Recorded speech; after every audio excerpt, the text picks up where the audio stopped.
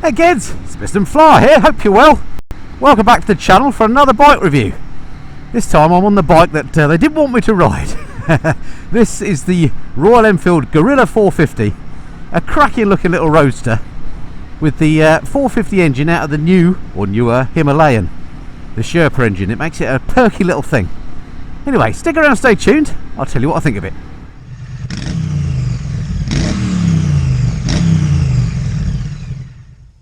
So welcome back to the channel, folks, and for a change, sunny Great Missenden. Look at this. This is what you call a rather pleasant winter's day, isn't it? Beautiful day for riding. Not particularly warm, but lovely and bright, so hopefully it'll make the colours pop on this bike. Before we get into the details of what she's like to ride, let me show you those colours. Let's take a look over the machine. Okay, here she is then, the Royal Enfield Guerrilla 450. It's, well, I'm calling it a retro bike, but I suppose it's got a sort of a modern slant on the retro theme. But it looks like a motorcycle should look, doesn't it, with the tank, two wheels, engine, that kind of thing. You know what I'm saying. Anyway, I think it looks really lovely in this paint scheme. They do all sorts of paint schemes. As ever, Royal Enfield are quite good on the colourways, as the Americans say. But I think this one is really, really nice. I love what they've done, that little bit of colour even on their back wheel there. That little bit of rim tape just sets it off, doesn't it? Anyway, let's have a look at some of the features. One thing I like about it is the way they've got this raised Royal Enfield badge on there. Just looks really quality, doesn't it? If we start at the front and sort of work our way back, lights, LED on here. They, again, nothing cheap about that, is there, at all? I like the fact that it's got a proper mudguard on it. Look, with a big mud flap at the back end, so you're not going to get mud chucked all up at the engine there. So few manufacturers do that. It's got kind of faux knobbly tyres on it. These are tubed tyres, you'll be glad to hear. There's that engine. We'll go through the specs a little bit later. Exhaust on it looks quite cute. This is similar to ones I've seen on other Royal Enfields. I'll be interested to see how that finish lasts. I remember some of them did tend to sort of tarnish a little bit, so I don't know. But this one looks all right. But if we come in close and we look at the sort of details of the fit and finish, the welds on here absolutely look fine. This frame looks well finished. There is nothing about that looks low quality, is there? It looks really good. The engine is nice and tidy. There's no like cables all floating around in a way that hasn't been thought about. Quite like this plastic arrangement at the back. Massive number plate. I think I might have to go illegal and make that a little bit smaller. There's that seat that is really, really comfy. If we come down here, we can have a closer look at the electronical thing. It's flashing away because of the frame rate on my camera, but it's rock solid in real life, so apologies about that. Let's turn that off then. There's the switch gear, which is that familiar Royal Enfield stuff now, which I think works really well. Yeah, what else to say about it? I mean, obviously looks very much a subjective thing, but I think this one looks an absolute corker once again. For me anyway, Royal Enfield have produced a nice looking machine. Alrighty, welcome back aboard the Guerrilla 450. I think then we can probably all agree that it's a pretty good looking beast. How does she ride? Well, I'm really interested to ride this with fresh in my mind the Triumph 400s, because they are the main competitors, and what I want to do in this video really is sort of compare in my mind this bike with the Triumph Speed 400 and by definition the scrambly version as well, the 400X, which I recently rode and I loved. I absolutely raved about those Triumphs. They come in at like under $4.5 grand. They're lightweight, they look cool, they're just great bikes. Well, this thing, very much the same sort of vein. It's super lightweight. We'll go through the specs in the usual way in a minute. It looks cool, and of course looks are entirely subjective, so it's up to you as to which you prefer the looks of. But you know, on paper they're very much similar sort of bikes and direct competitors, and if you've got 5 grand ready to go, in fact this one's less than 5 grand, this undercuts the Triumph in the base specs by around about, I think, 350 quid, then which bike would you go for? So let's see if we can answer that in the video. Right, anyway, riding then. Let's get on with it. How does she feel for comfort? Well, I'd say very comfortable indeed. These bikes, these retro bikes are always comfortable, aren't they? You're sat upright. You can see here, hopefully on the 360 camera, my legs slightly acute angle, nothing particularly sporty. I mean, it's almost 90 degrees. They don't feel tucked up. I would say this bike feels a little bit smaller than the Triumph 400s. Not much in it, but if you're a bigger chap, then the 400 might suit you more. the Triumph, sorry, might suit you more. But for me, at 5'8", average sort of size fella, this is super comfortable riding position. Handlebars, nice and wide, no pressure on my wrists, not leaning forward at all.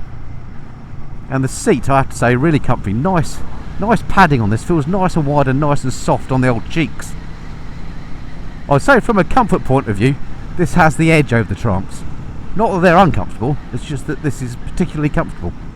Lovely through these corners. It's, you know, light bikes always score, don't they? And it just feels beautiful. I was riding my big heavy GS at the weekend, 2 up, and after that, jumping on this is light as a feather. Really, really nice.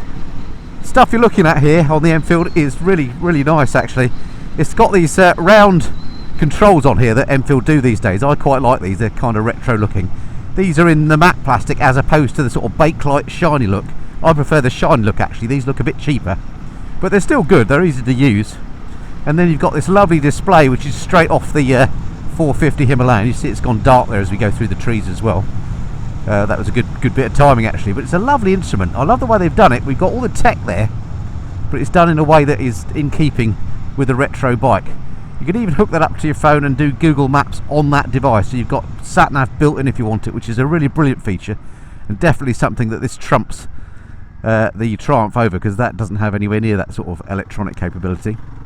Right, let's go up my suspension handling road. This is a bumpy old bit of road, but I'll tell you what, the suspension on here is fine. Given it's a budget bike built down to a price, the suspension on here is just eating this up really nicely. No jarring, no clattering. It feels good. Forks on the front are from Showa. The rear, I'm not sure who makes it, but it feels nice for my weight. I'm about 75 kilograms and it's adjusted just perfectly. This is going to be one of those reviews where people say, oh, you never say anything bad about a bike, you're just trying to keep in with the manufacturer so you get bikes to review. Trust me, I have more bikes than I've possibly got time to review. I do not need content. I'm not trying to keep in with manufacturers, I'm just telling you the bike as I feel it. And I have to say, suspension wise, this is lovely. Again, there was nothing wrong with the Triumph, but I think this has possibly got the edge on suspension. Alright folks, let's do the old lugging about test then. I think I've already got an inkling as to how well the Guerrilla's going to do in this, but this is designed to just check to see what the bike would be like to move around your garage, what the turning circle's like, kind of judge how easy the bike would be to live with, that sort of thing. So I'll find a standard parking space. I think my favourite one is around about here. Yep. Right, we'll stick her in the middle there. Find neutral, dead easy. Stand, big leg on it, so that's easy to get down as well. Bike falls over quite a long way, but because it's a light bike, it's not difficult to heave off the stand. And there she goes. Sorry about all my camera kit strapped on the back there. But yeah, lovely looking thing. I really like the looks of this. Anyway, let's see what she's like then. So off the stand, not a big heave by any stretch of the imagination. Right, we're at the line, full round, and round we go. Let's see. Feels nice and light.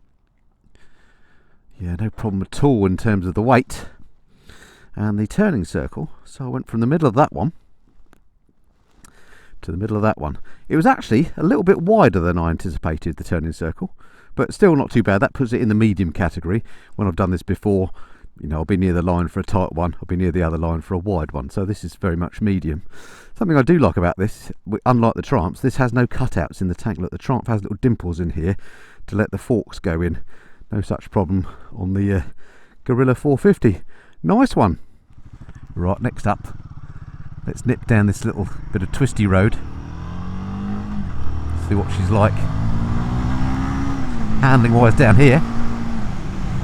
Gearbox is lovely and light, no problem finding neutral, haven't had any false neutrals, anything like that.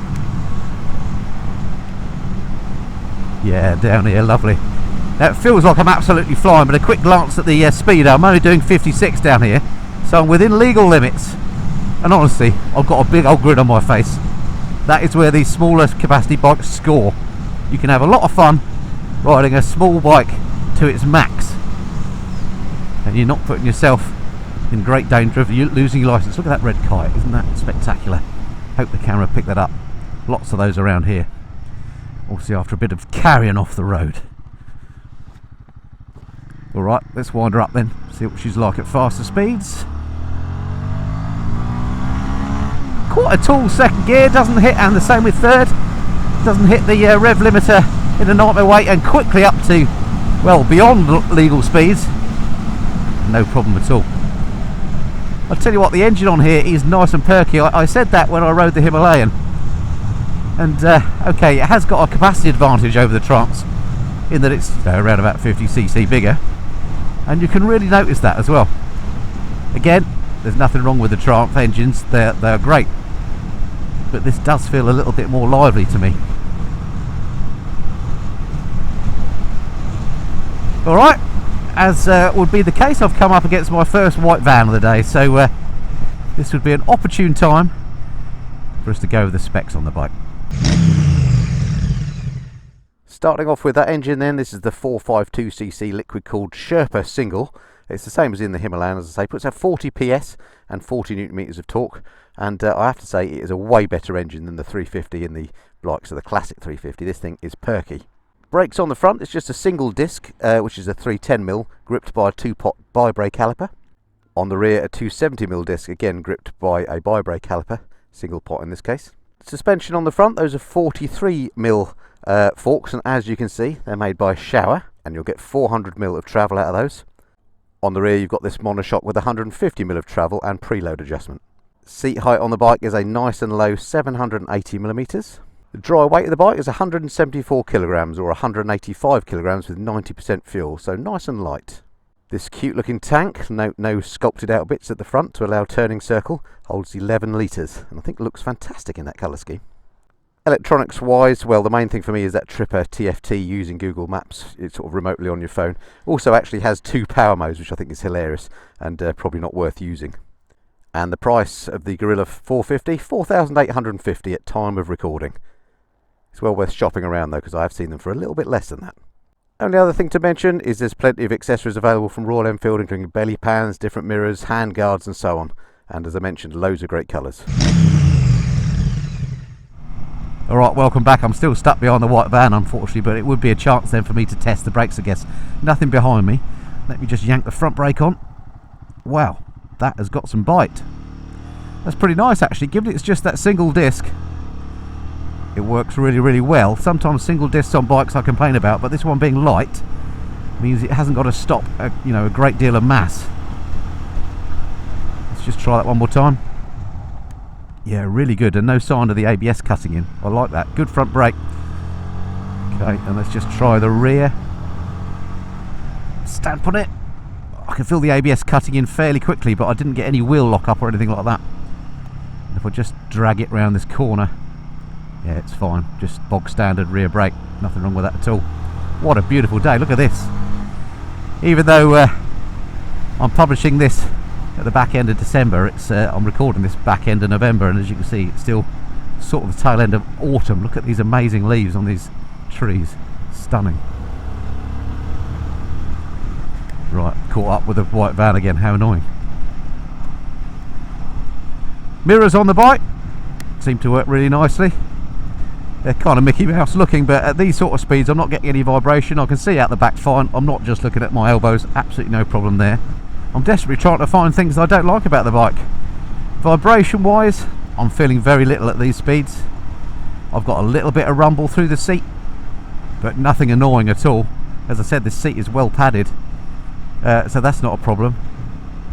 And again, I can feel that I'm on a single cylinder bike through the pegs and through the grips, but it's not that annoying sort of vibration. It's just the sort of vibration that reminds you you're on a motorcycle. I actually quite like that. Gives it a bit of character. Very little wind protection of course on the bike. It being a naked roadster, you wouldn't expect that. But again, at these sort of back lane speeds, I'm not getting any terrible buffeting or anything like that. No problems there. I'll tell you what, if you judge a bike by how much of a grin it puts on your face, then this one comes out with top marks, I have to say. The sort of riding I like to do of a Sunday afternoon, or even on a winter's Monday afternoon like it is today, this is a great machine. Unlike the classic 350 that I didn't own, but I had one long-term loan earlier in the year, which I just found that just didn't have quite enough power for what I wanted. Whereas this one has perfect amounts of power, easy to keep up with traffic, absolutely perfect for bimbling around. It'd be a great town and city machine, as well as for enjoying countryside blasts. I like the fact that it's got a proper brake reservoir on here, and not one of those plastic piss pot ones as well. Clutch feels nice and light. Gearbox, like I say, no problems at all. I'm not having any trouble finding gears or hitting false neutrals or anything like that. You know what?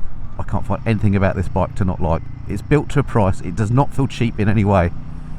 This feels no less premium than the Triumph, or indeed any other bike for that matter. Wow, how Royal Enfield have come on, from 10 years ago when I first rode a Royal Enfield. I think it was the Classic 500 that was the first Enfield I ever rode, and it was, although I quite enjoyed it, it was a bit of a dog to ride, to be honest. Who would have thought Royal Enfield would have come this far? To the point now that we regard Royal Enfield as an established brand. The fact they're made in India, we don't worry about that. We just trust them. They're reliable, they're good value, they do what they say on the tin.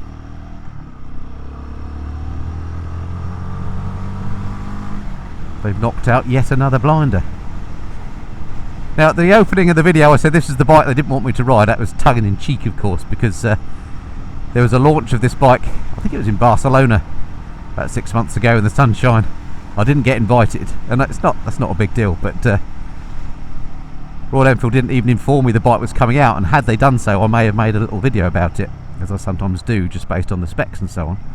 So anyway, I wrote to them and said I just wanted to check that I'm on your list, because I thought it was odd that I hadn't had an invite to the launch, etc. And they said, words to the effect of, you're not the right demographic for the bike, you're a bit old for the Guerrilla. So, so that's why I didn't get an invite to the launch, which is hilarious. I wouldn't have gone anyway. I've never been to a bike launch, but I did think that was quite funny. So they're obviously aiming this bike at youngsters. I don't know how many youngsters are going to go for, let's face it, something that is kind of retro styled. And I know that my audience in the main is sort of between 55 and 75, and I think this bike would completely appeal to that audience, because it's nice and light. If you've got aching shoulders like me, or just don't want to be lugging about a heavy bike anymore, or a big bike, then this just offers you great back lane Sunday afternoon fun. Absolutely would appeal to the older rider. So let's try and answer that question we posed then at the start of the video. Is this a Triumph killer? Should Triumph be worried? Well, I know those Triumphs are selling extremely well, so they probably don't need to be worried. But if I was in the market for a light single cylinder bike of this sort of capacity, and I was thinking those Triumphs, I would definitely advise you to ride this first. You save yourself a few £100, and you might find that you actually prefer this. It's a very close run thing. At the moment I'm thinking I prefer this, but that might just be because it's obviously fresh in my mind and I can feel how good the bike is. But advantages of this over the Triumph for me are, number one, this big display I think is nicer than the ones on the Triumph. The fact that it's got the built-in nav is a big deal, and it looks quality. That for me might be what swings it. I think this sounds a little bit nicer than the Triumphs. And on both of the Triumph 400s I rode, I had problems with them switching themselves off. I haven't had any problems with this whatsoever, and I trust Enfield now as a reliable brand. I mean, the Triumphs are built by Bajaj in India as well, so there's no, let's not get into a scrap about who makes better motorbikes in what country, because let's face it, Indian manufacturers know what they're doing. I think Royal Enfield, well, they're banging out, I think I read somewhere 80,000 motorcycles a month, something like that. I might be way wrong there, but they are building a lot of motorcycles. They know what they're doing. They've certainly demonstrated that in the Guerrilla 450. So massive thumbs up from me. Well done, Royal Enfield. Once again, a fantastic motorcycle. If you're in the market for a small single cylinder, easy to live with, light to lug about, cheap to run, cheap to buy, yet still good quality and great fun bike, check out the Guerrilla 450 from Royal Enfield. I think you'll thank me for it. Alright, that's it for this time. Look forward to speaking to you again soon. Until then, this has been the Mr. Flyer. Cheerio.